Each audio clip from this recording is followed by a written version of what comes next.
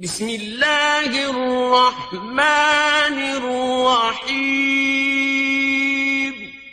اللہ کے نام سے شروع جو نہایت مہربان رحم والا۔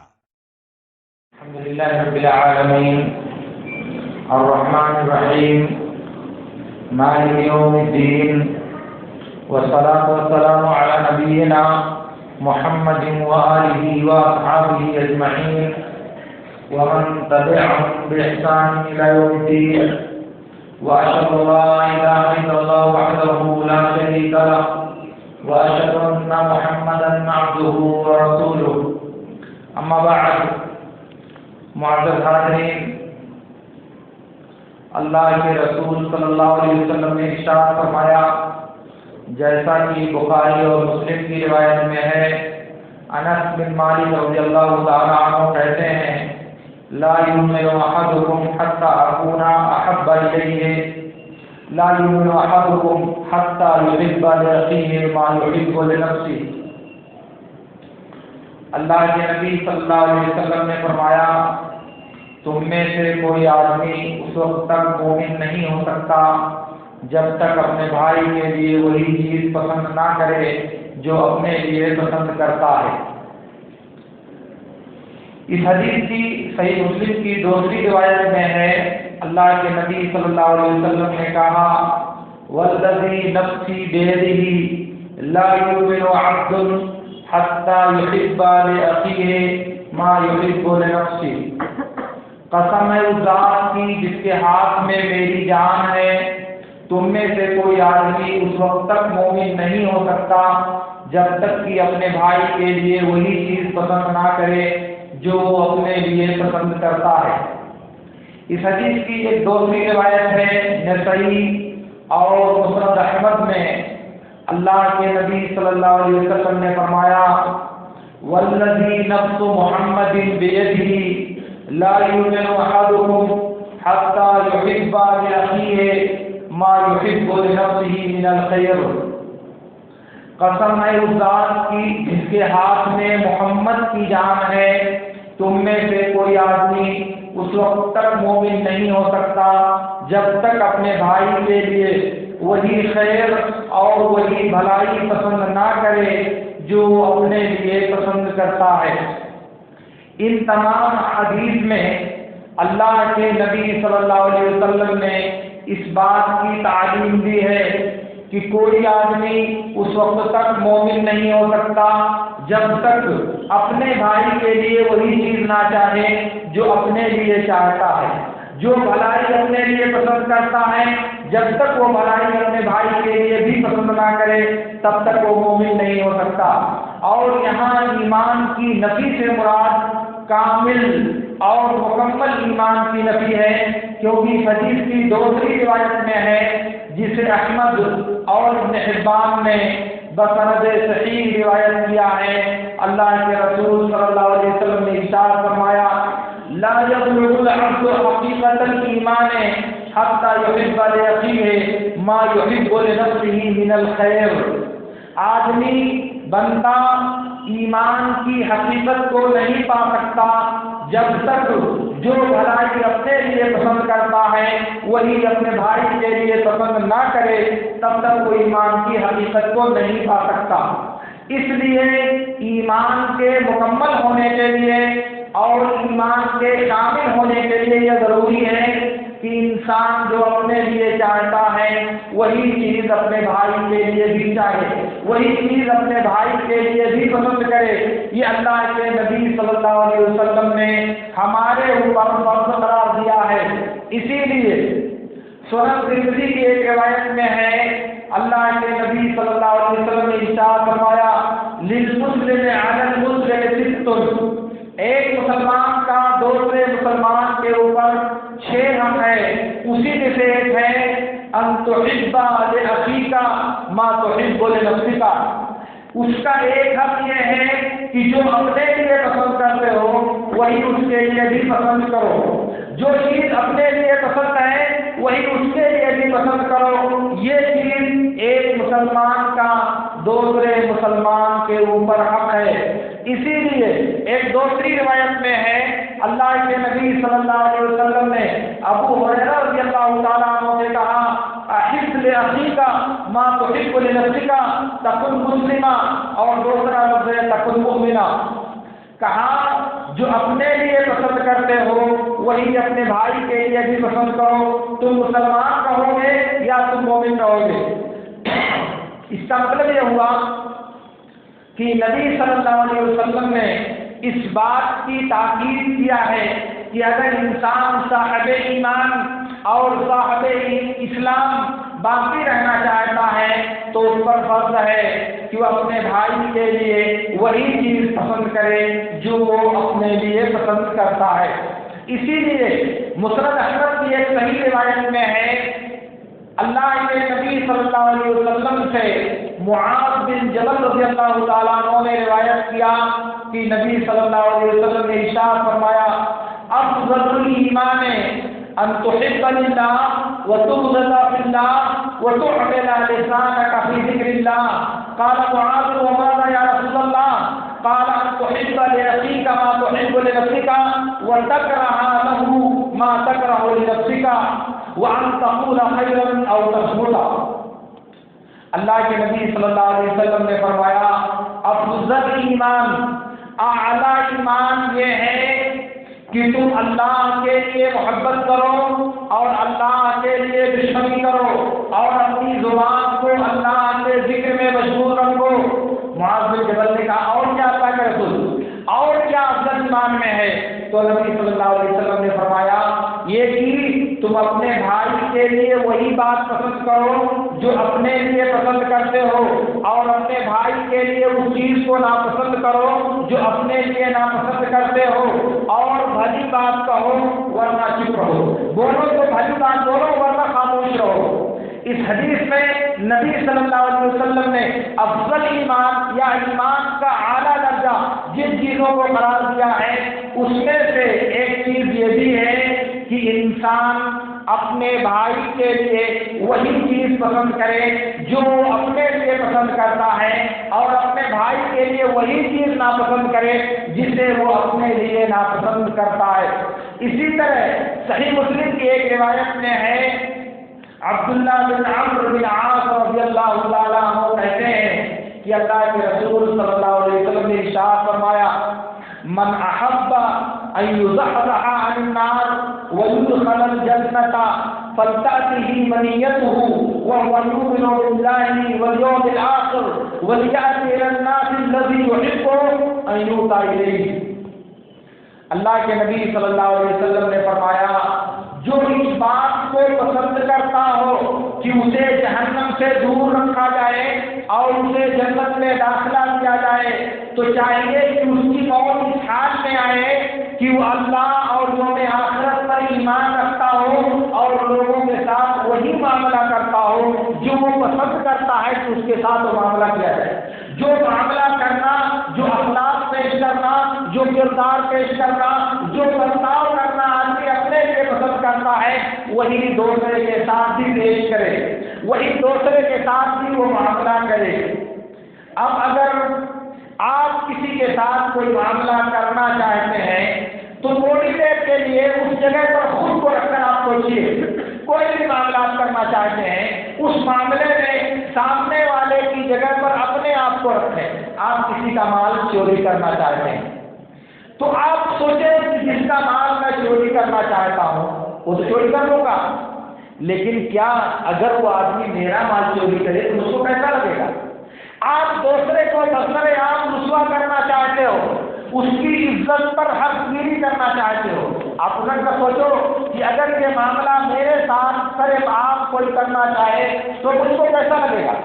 مجھے یہ بات کیسی محسوس ہوگی؟ آپ کسی کی امانت میں خیانت کرنے کا ارادہ بنا رہے ہو، آپ کسی کی امانت کی ادائیگی کے بارے میں سوچ رہے ہو کہ چلو اس کو ہڑپ کر لیا جائے۔ اب آپ اس کو اپنی جگہ پر رکھ کر سوچیں کہ اگر کوئی آدمی میری امانت میں خیانت کرے، میری وجیعت میں خیانت کرے، مجھے کیسا لگے گا؟ کیا مجھے یہ بات گوارا ہوگی؟ کیا مجھے یہ بات پسند آئے گی؟ اسی طرح زندگی کے تمام مسائل میں آپ دوسرے کو گالی دینا چاہتے ہیں، اگر وہ دوسرا آپ کو گالی دے تو آپ کو کیسا محسوس ہوگا؟ آپ دوسروں کو اپنے سے کمتر ثابت کرنا چاہتے ہو، آپ دوسروں کو اپنے پیر کی جوتی بنانا چاہتے ہو، آپ دوسروں کو یہ کرنا چاہتے ہو، آپ دوسروں کو یہ کرنا چاہتے ہو، لیکن آپ الٹ کر دیکھو کہ اگر وہی بات وہ دوسرا انسان ہمارے ساتھ کرنا چاہے تو ہم کو کیسا محسوس ہوگا؟ ہم کو کیسا لگے گا؟ اچھا لگے گا؟ اگر آپ کو اچھا نہیں لگتا تو سامنے والے کو بھی وہ بات اچھی نہیں لگے گی۔ اگر آپ کو وہ چیز تکلیف دے گی تو وہ بات آپ کے بھائی کو بھی تکلیف دے گی۔ اگر آپ کو اس سے درد محسوس ہوگا تو سامنے والا بھی وہ درد کی شبہت اپنے دل میں محسوس کرے گا۔ اس لیے اگر آپ صاحب ایمان بننا چاہتے ہیں تو آپ کے لیے ضروری ہے کہ جو اپنے لیے پسند کرتے ہیں وہ اپنے بھائی کے لیے پسند کریں۔ آپ چاہتے ہو آپ کی عزت کی جائے، آپ کا احترام کیا جائے، آپ کا وقار کا لحاظ کیا جائے، آپ کو سراخوں پر بٹھایا جائے، آپ کو میرے مجلس بنایا جائے، آپ کو سب کچھ آپ کے ساتھ کیا جائے، تو کیا سامنے والا یہ بات نہیں چاہتا؟ وہ بھی یہی بات چاہتا ہے میرے دوستوں۔ جو آپ اپنے لیے چاہتے ہو وہی آپ کا بھائی اپنے لیے چاہتا ہے، تو آپ کیوں نہیں اس کو دینے کے لیے تیار ہو اور اپنے لیے سب کچھ چاہتے ہو؟ اس دنیا میں انسانوں کا معاملہ انتہائی زیادہ نازک ہے اس سلسلے میں، اس لیے اس بات کو آپ اچھی طرح سے یاد کر لیں۔ اگر ہم میں سے ہر فرد اس بات کا وعدہ کر لے، ہم میں سے ہر فرد اس بات کا عزم مصمم کر لے کہ میں کوئی بھی چیز اپنے بھائی کے ساتھ ایسی نہیں ہونے دوں گا جو مجھے پسند نہیں ہے۔ ہر آدمی یہ ارادہ بنا لے کہ میں اپنے پڑوسی کے ساتھ، اپنے قریبی کے ساتھ، اپنے دوست کے ساتھ، اپنے گاؤں والے کے ساتھ، اپنے دینی بھائی کے ساتھ ایسی چیز نہیں کرنے دوں گا، نہیں کروں گا جو مجھے خود پسند نہیں ہے۔ تو آپ دیکھیے سماج میں کس قدر امن و امان پیدا ہوگا، کس قدر انسان کا سماج خوشگوار ماحول میں تبدیل ہوگا، اور ہر ایک کو دوسرے سے کس قدر راحت اور سکون میسر ہوگا۔ اس لیے اللہ کے نبی صلی اللہ علیہ وسلم نے یہ جو پیغام دیا ہے ہم انسانوں کو، اس کا مفاد یہی ہے کہ ہماری زندگی، ہماری معاشرتی زندگی، ہماری سماجی زندگی انتہائی پرامن اور انتہائی خوشگوار ہوگی۔ ہم میں سے کسی کو کسی کے بارے میں کوئی شکر بندی، کوئی تکلیف اور کوئی کینہ محسوس نہیں ہوگا۔ اور اگر آپ اس بات کا وعدہ کریں اللہ تعالیٰ سے کہ ہم اپنے بھائی کے لیے کبھی وہ کام نہیں کریں گے، ہم اپنے بھائی کے ساتھ کبھی وہ معاملہ نہیں کریں گے جو ہم کو پسند نہیں ہے، تو میں آپ کو ضمانت دیتا ہوں کہ آپ کا دل نفرت، حسد، بغض، کینہ، حقد اور ان تمام بیماریوں سے آپ کا دل پاک ہوگا۔ اور جب آپ کا دل پاک ہوگا تو میں آپ کو جنت کی بشارت دیتا ہوں۔ میں آپ کو اس دنیا میں اللہ کی طرف سے جنت کی خوشخبری دیتا ہوں۔ شرط یہ ہے کہ آپ اس بات کا وعدہ اور اس بات کی ضمانت دیں کہ آپ کی طرف سے کبھی وہ کام صادر نہیں ہوگا جو آپ کے بھائی کو ناپسند ہو، آپ کی طرف سے کبھی وہ حرکت صادر نہیں ہوگی جو خود آپ کو پسند نہیں ہے، تاکہ دوسرا آدمی اسی جیسی حرکت کرنے پر مجبور نہ ہو۔ اگر آپ اس بات کا وعدہ کرتے ہیں تو اللہ رب العالمین کا آپ سے جنت کا وعدہ ہے۔ مسند احمد کی ایک روایت میں ہے، یزید بن اسید رضی اللہ تعالیٰ عنہ سے اللہ کے رسول صلی اللہ علیہ وسلم نے پوچھا، اتحب الجنہ، جنت چاہتے ہو تم؟ جنت چاہیے تم کو؟ کہاں پر جنت تو نہیں چاہیے، ہمیں سے کون آدمی تو جنت نہیں چاہتا؟ نبی صلی اللہ علیہ وسلم نے کہا، اگر تم جنت چاہتے ہو تو فأحب لأخيك ما تحب لنفسك، اپنے بھائی کے لیے وہی چیز پسند کرو جو تم اپنے لیے پسند کرتے ہو، جو تم خود کے لیے چاہتے ہو وہی دوسرے کے لیے بھی چاہو۔ آپ چاہتے ہو کہ آپ کو سر آنکھوں پر بٹھایا جائے، آپ کی بات کی تردید نہ کی جائے، آپ کی باتوں کو تسلیم کر لیا جائے، آپ دوستوں کے ساتھ یہ معاملہ کر کے دیکھو نا، آپ دوسروں کو یہ مرتبہ دے کر کے دیکھو نا کہ کیسے دنیا آپ کو سر آنکھوں پر بٹھاتی ہے، لیکن آپ خود کے لیے یہ چاہو اور دوسروں کے ساتھ دوسرا معاملہ کرو، ایسا اللہ تعالیٰ کے یہاں نہیں چلتا۔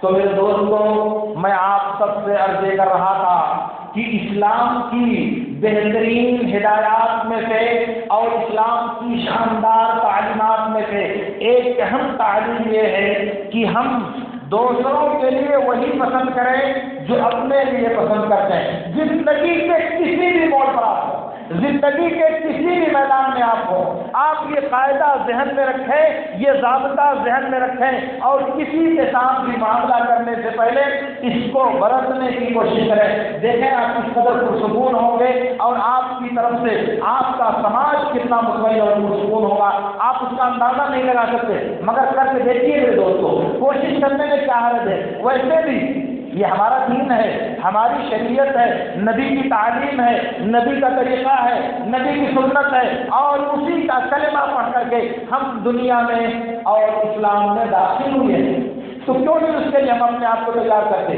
کیوں نہیں ہم اپنے آپ کو اس کے لیے آمادہ کرتے۔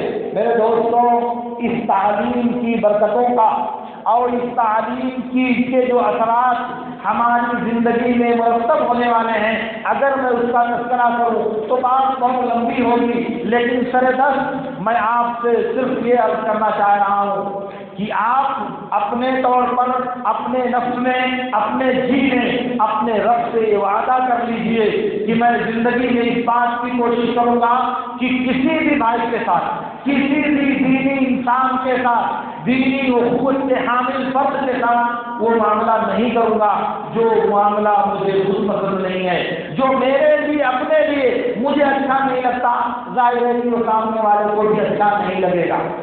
مسند احمد اور حدیث کی بات دوسری کتابوں میں ابو امامہ باہلی رضی اللہ تعالیٰ عنہ کی ایک روایت ہے۔ یہ روایت بہت عجیب و غریب روایت ہے، یہ روایت بہت بڑا تعزیانہ ہے، یہ بہت بڑا کوڑا ہے جو ہماری پیٹھ کو مارنے کے لیے اور اسے پیٹنے کے لیے کافی ہے۔ آپ ذرا سنیے اس حدیث کو، یہ حدیث نبی صلی اللہ علیہ وسلم سے بسند صحیح ثابت ہے۔ ابو امامہ باہلی رضی اللہ تعالیٰ عنہ کہتے ہیں کہ ایک نوجوان جوان رانا نبی صلی اللہ علیہ وسلم کے پاس آیا اور کہا اللہ کے رسول مجھے زنا کی اجازت دے دیجیے۔ صحابہ کرام نے سنا، پھر پڑے اس پر، ڈانٹنے لگے، اس کو دھتکارنے لگے، کہاں سے تو آیا، ماں بات آ جا، رک جا، سب نے اس کو گھیر لیا۔ سب ناراض ہو گئے کہ اس قدر گستاخ اور اس قدر جرأت مند ہے کہ نبی صلی اللہ علیہ وسلم سے بے حیائی کی اجازت مانگنے آیا ہے۔ نبی صلی اللہ علیہ وسلم نے کہا کہ تم ذرا قریب آؤ، اس کو بلایا، وہ قریب آیا اور قریب آؤ۔ وہ جب قریب آ گیا آپ سے تو آپ نے کہا تم مجھے یہ بتاؤ کہ اگر کوئی آدمی تمہاری ماں کے ساتھ بدکاری کرے تو کیا تم کو اچھا لگے گا؟ کہا نہیں اللہ کے رسول، اللہ کی قسم میرے ماں باپ آپ پر فدا ہوں، میں کبھی نہیں پسند کرتا کہ کوئی میری ماں کے ساتھ بدکاری کرے۔ تو اللہ کے نبی صلی اللہ علیہ وسلم نے کہا کہ سارے لوگ اپنی ماں کے ساتھ بدکاری کو پسند نہیں کرتے، جیسے تمہیں برا لگتا ہے سارے لوگوں کو برا لگتا ہے۔ اللہ کے نبی صلی اللہ علیہ وسلم نے کہا کیا تمہیں یہ بات پسند ہے کہ کوئی تمہاری بیٹی کے ساتھ بدکاری کرے؟ کہا نہیں اللہ کے رسول، اللہ کی قسم میرے ماں باپ آپ پر فدا ہوں، میں کبھی پسند نہیں کرتا کہ میری بیٹی کے ساتھ کوئی زناکاری کرے۔ اللہ کے نبی صلی اللہ علیہ وسلم نے کہا اسی طرح سارے لوگ اپنی بیٹیوں کے ساتھ بدکاری کو پسند نہیں کرتے۔ پھر اللہ کے نبی صلی اللہ علیہ وسلم نے کہا کیا تمہیں یہ بات پسند ہے کہ کوئی تمہاری بہن کے ساتھ بدکاری کرے؟ اس نے کہا نہیں اللہ کے رسول، اللہ کی قسم میرے ماں باپ آپ سے پر فدا ہوں، میں کبھی پسند نہیں کرتا کہ کوئی آدمی میری بہن کے ساتھ بدکاری کرے۔ کہا اسی طرح تمام لوگ اپنی بہنوں کے ساتھ زناکاری کو پسند نہیں کرتے۔ آپ نے فرمایا بتاؤ اگر کوئی آدمی تمہاری پھوپھی کے ساتھ بدکاری کرے تو تم کو کیسا لگے گا؟ کہا نہیں اللہ کے رسول، اللہ کی قسم میرے ماں باپ آپ پر فدا ہوں، میں کبھی پسند نہیں کرتا کہ کوئی میری پھوپھی کے ساتھ بدکاری کرے۔ آپ نے کہا اسی طرح سارے لوگ اپنی پھوپھیوں کے ساتھ بدکاری کرنے کو پسند نہیں کرتے۔ آپ نے فرمایا بتاؤ اگر کوئی تمہاری خالہ کے ساتھ بدکاری نہ کرے تو کیا تم کو پسند آئے گا؟ اس نے کہا نہیں اللہ کے رسول، اللہ کی قسم میں میرے ماں باپ آپ پر قربان ہوں، میں کبھی اس بات کو پسند نہیں کرتا کہ کوئی میری خالہ کے ساتھ بدکاری کرے۔ اس کے بعد اللہ کے نبی صلی اللہ علیہ وسلم نے کہا کہ سارے لوگ اسی طرح اپنی خالہوں کے ساتھ بدکاری کرنا پسند نہیں کرتے۔ پھر اس کے بعد نبی صلی اللہ علیہ وسلم نے اس کے سر پر ہاتھ پھیرا، اس کے سر پر ہاتھ پھیرا اور کہا اللہم اغفر ذنبہ وطہر قلبہ وحسن فرجہ فما كان بعد ذلك ذاك الشاب ينظر الى شيء. آپ نے اس کے سر پر ہاتھ رکھا اور دعا کیا، اے اللہ اس کے گناہ کو بخش دے، اس کے دل کو پاک اور صاف کر دے اور اس کی شرمگاہ کی حفاظت فرما. راوی کہتے ہیں کہ اس کے بعد وہ نوجوان کبھی کسی غلط چیز کی طرف متوجہ نہیں ہوتا تھا، کبھی کسی غلط چیز کو نہیں دیکھتا تھا. اور آگے کا ٹکڑا بعض روایتوں میں ہے اللہ کے نبی صلی اللہ علیہ وسلم نے کہا احب ما تحب لنفسك واكره ما تكره لنفسك. کتنا بڑا درس دیا نبی صلی اللہ علیہ وسلم نے. کہا جو تم اپنے لیے پسند کرتے ہو وہی دوسروں کے لیے بھی پسند کرو، اور جو تم اپنے لیے ناپسند کرتے ہو وہی دوسروں کے لیے بھی ناپسند کرو. زندگی میں ایک عملی درس دیا میرے نبی صلی اللہ علیہ وسلم نے. جو غلط کام تم دوسروں کے ساتھ کرنے کی اجازت طلب کر رہے ہو وہ کام تمہارے ساتھ اگر کیا جائے تو تم کو کیسا لگے گا؟ وہ چیخ پڑا، وہ نوجوان برفروختہ ہو گیا، گھبرا گیا کہ میں نے کون سی بات کہہ دیا. نبی صلی اللہ علیہ وسلم نے کہا جیسے تم کو درد محسوس ہو رہا ہے، جیسے تم دل میں اس کی ٹیس محسوس کر رہے ہو، ایسے سارے لوگ یہ درد محسوس کرتے ہیں. اگر کوئی کسی کی بیٹی، بہن، ماں، پھوپھی اور خالہ کے ساتھ بدکاری کرے تو سب لوگوں کو درد ہوتا ہے، جیسے تمہیں درد ہو رہا ہے. پھر تم کیسے پسند کرتے ہو کہ تم بدکاری کرو تو درست ہو، دوسرے تمہارے ساتھ کریں تو غلط ہو؟ یہ تو دوہرے پیمانے کی بات ہے، یہ دو رخاپن والی بات ہے. اگر تم کو ناپسند ہے اور لگ رہا ہے کہ تم اس سے ناراض ہوگے تو دوسرے کو بھی یہ بات ناپسند ہے، وہ بھی اس بات سے ناراض ہوگا. اس کا مطلب یہ ہوا کہ اس کی روشنی میں زندگی کے تمام مراحل کو دیکھو میرے دوستو، زندگی کے تمام مسائل کو دیکھو. خرید و فروخت میں آپ اس کو دھوکہ دینا چاہتے ہو، 1 روپے کی چیز اس سے 100 روپے میں بیچنا چاہتے ہو، اس کی جہالت کا فائدہ اٹھانا چاہتے ہو، اسے گمراہ کرنا چاہتے ہو، غلط راستے پر ڈالنا چاہتے ہو. الٹ کر کے سوچو، اگر کوئی یہ معاملہ آپ کے ساتھ کرے تو آپ کو تجارت میں دھوکہ دے، آپ کے ساتھ تجارت میں بددیانتی کرے، آپ کے ساتھ لین دین میں جھوٹ بولے، اگر آپ کے ساتھ لین دین میں دھوکہ دہی کا معاملہ کرے تو کیسا لگے گا آپ کو؟ ہر آدمی کو تکلیف ہوگی، ہر آدمی کو برا لگے گا. تو جو چیز آپ کو بری لگتی ہے وہ آپ کے بھائی کو بھی بری لگتی ہے. اس لیے دوسرے کے ساتھ یہ معاملہ کرنے سے پہلے ایک بار سوچئے، ایک مرتبہ ٹھہریے اور غور کیجیے اگر میرے ساتھ یہ بات پیش آئے تو مجھے کیسا لگے گا؟ اگر مجھے ساتھ یہی تعامل کیا جائے، یہی برتاؤ میرے ساتھ کیا جائے تو مجھے کیسا لگے گا؟ میں تڑپوں گا، چیخوں گا، چلاؤں گا، لوگوں کو جمع کر کے پنچایت بٹھاؤں گا کہ ارے دیکھو میرا اتنا روپیہ اس نے بےایمانی کر لیا ہے، میری فلاں زمین اس نے قبضہ کر لیا ہے، میرے ساتھ اس نے دغا کیا ہے، میرے ساتھ اس نے دھوکہ کیا ہے. کیا کروں گا؟ کیونکہ تکلیف ہو رہی ہے، جس کو درد ہوتا ہے وہ چلاتا ہے. اب میں چلاؤں گا، لیکن اگر میں اس کے ساتھ کروں تو وہ بھی چلائے گا نا. اس کا مطلب یہ ہے اگر آپ چاہتے ہو کہ آپ کی آبرو کی حفاظت کی جائے، آپ کی شخصیت کی حفاظت کی جائے، آپ کی ذات کو محترم گردانا جائے، آپ کے وقار کا لحاظ کیا جائے، آپ کی دینی اخوت کو تسلیم کیا جائے اور ہر طرح سے سماجی اعتبار سے، اخلاقی اعتبار سے، دینی اعتبار سے آپ کے رتبے کی حفاظت کی جائے تو آپ پر فرض ہے کہ یہی معاملہ آپ اپنے بھائیوں کے ساتھ کریں، یہی اخلاق اپنے بھائیوں کے ساتھ کریں، آپ یہی معاملہ اپنے دوسرے اخوان کے ساتھ، اپنے دوسرے بھائیوں کے ساتھ پیش کریں. کیونکہ اللہ کے نبی صلی اللہ علیہ وسلم کی تعلیم ہے آپ گفتگو کرنے میں دوسرے کے ساتھ جھوٹ بولنا چاہتے ہیں. جھوٹ بولنا ویسے بھی کبیرہ گناہوں میں سے ایک بڑا گناہ ہے، لیکن آپ بولنا چاہتے ہیں، اس کو بیوقوف بنا دیتے، جھوٹ بول رہے ہو چلا جائے کیونکہ اس کو معلوم نہیں ہے. لیکن جب اس کو پتا چلے گا کہ آپ نے اس کے ساتھ فراڈ کیا ہے، آپ نے اس کے ساتھ جھوٹ بولا ہے، آپ نے اسے دھوکہ دیا ہے تو اس کا دل دکھے گا، اس کے دل کو ٹھیس پہنچے گی، درد ہوگا اس سے. اب آپ وہاں خود کو رکھیے، اگر کسی نے میرے ساتھ ایسا کیا تو، اگر میرے ساتھ یہ جھوٹ کی بات کی گئی، میرے ساتھ جھوٹ بولا گیا، میرے ساتھ فراڈ کیا گیا تو مجھے کیسا لگے گا؟ میں کیسا محسوس کروں گا تو جو آپ کو محسوس ہوگا وہی آپ کے بھائی کو بھی محسوس ہوتا ہے. جو درد آپ کو گزرے گا، جو بے چینی، جو اضطراب اور جو کرب آپ کے دل میں اٹھے گا وہی کرب آپ کا بھائی بھی محسوس کر رہا ہے. تو اگر اپنے آپ کو کرب سے بچانا چاہتے ہیں، اگر اپنے آپ کو تکلیف سے بچانا چاہتے ہیں، اگر اپنے دل کے دھڑکن کی رفتار درست رکھنا چاہتے ہیں تو آپ اپنے بھائی کے ساتھ معاملہ مت کیجیے جو آپ کو ناگوار لگتا ہے، جو آپ کو برا لگتا ہے، جو آپ کو اچھا نہیں لگتا. یہ اللہ کے نبی صلی اللہ علیہ وسلم کی تعلیم اور یہ نبی صلی اللہ علیہ وسلم کی ہمارے لیے ہدایت ہے.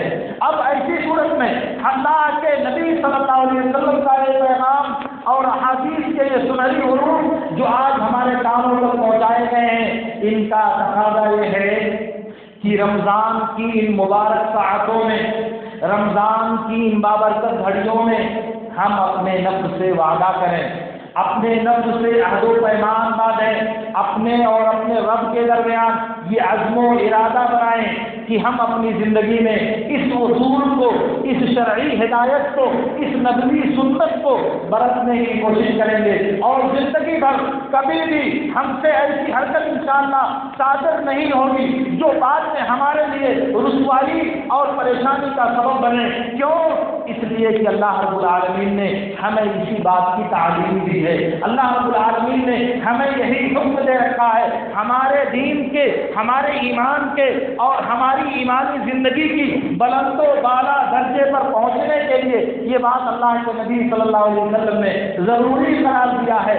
اور اس عمل کے بعد نبی صلی اللہ علیہ وسلم نے جنت کی شہادت کیا ہے، جنت کا وعدہ کیا ہے. کیا ہم لوگ جنت نہیں جانا چاہتے؟ کیا ہم لوگ جنت نہیں لینا چاہتے؟ کیا ہم لوگ جنت کے طلبگار نہیں ہیں؟ دنیا میں ساری مصیبتیں، ساری پریشانیاں اور ساری تکلیفیں ہم اسی لیے دیکھتے ہیں کہ ہم اللہ کی جنت میں جانا چاہتے ہیں، ہم اللہ کی جنت کے مستحق بننا چاہتے ہیں. دنیا میں جتنی پریشانیاں ہم جھیلتے ہیں، ایمان کے ناطے جتنی تکلیفیں برداشت کرتے ہیں، یہ حلال ہے، یہ کھانا ہے، یہ حرام ہے، یہ نہیں جانا ہے، یہ جائز ہے، یہ ناجائز ہے، یہ سنت ہے، یہ بدعت ہے، یہ توحید ہے، یہ شرک ہے، یہ حق ہے، یہ باطل ہے، یہ صحیح ہے، یہ غلط ہے، یہ جائز ہے، یہ ناجائز ہے. کیوں کرتے ہیں زندگی پر؟ کیا مقصد ہے آخر اس کا؟